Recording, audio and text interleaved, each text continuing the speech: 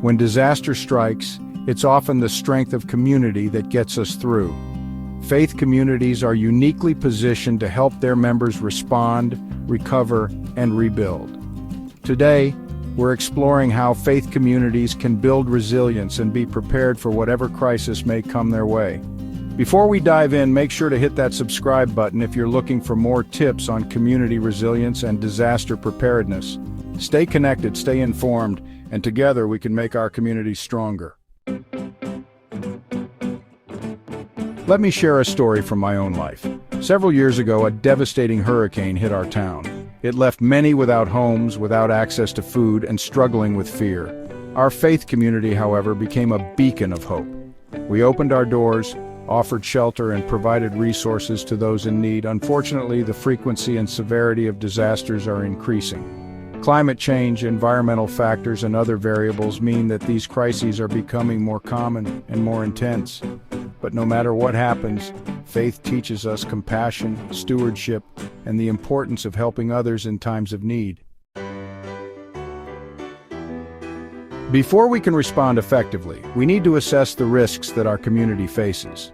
Every region is vulnerable to different kinds of disasters. For example, if you live near the coast, hurricanes may be a concern. If you're in a mountainous area, floods or wildfires could pose a risk.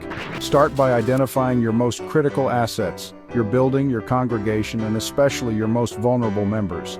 This includes the elderly, children, and those with special needs. Knowing what's at risk helps you plan for how to protect it.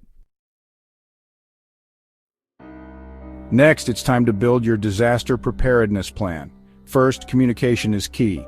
Establish clear ways to reach your members during an emergency, whether that's a phone tree, text alerts, or social media updates. Make sure everyone knows how to stay informed. Creating an emergency kit is also essential. It should include non-perishable food, water, a first aid kit, batteries, and essential documents. You never know when you'll need it, so make sure it's always ready to go. And don't forget to plan your evacuation routes. Make sure there are designated meeting spots that are accessible to everyone, including those with mobility challenges.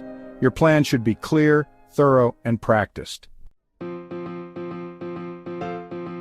In addition to having a plan, training is critical. Basic first aid and CPR can save lives in an emergency. Many organizations like FEMA and the Red Cross offer courses and workshops. These skills are invaluable in times of disaster. Get involved with local disaster relief efforts and collaborate with other faith communities. Together you can build a stronger, more resilient network. Now it's time to take action. Start by creating your own emergency kit or volunteering with a local disaster relief organization. Every small step helps. Remember, we're stronger when we work together. Your community's resilience starts with you. Disaster preparedness isn't just a one-time effort, it's an ongoing process. Continue to practice your emergency response, update your plans, and keep learning. Together we can build a community that's not only prepared for disaster, but resilient in the face of it. In the end, disaster preparedness isn't just about protecting assets, it's about protecting people. Let's take the steps today to ensure our faith communities are ready to face tomorrow's challenges with resilience, compassion, and hope. If you found this video helpful, don't forget to like, share, and subscribe.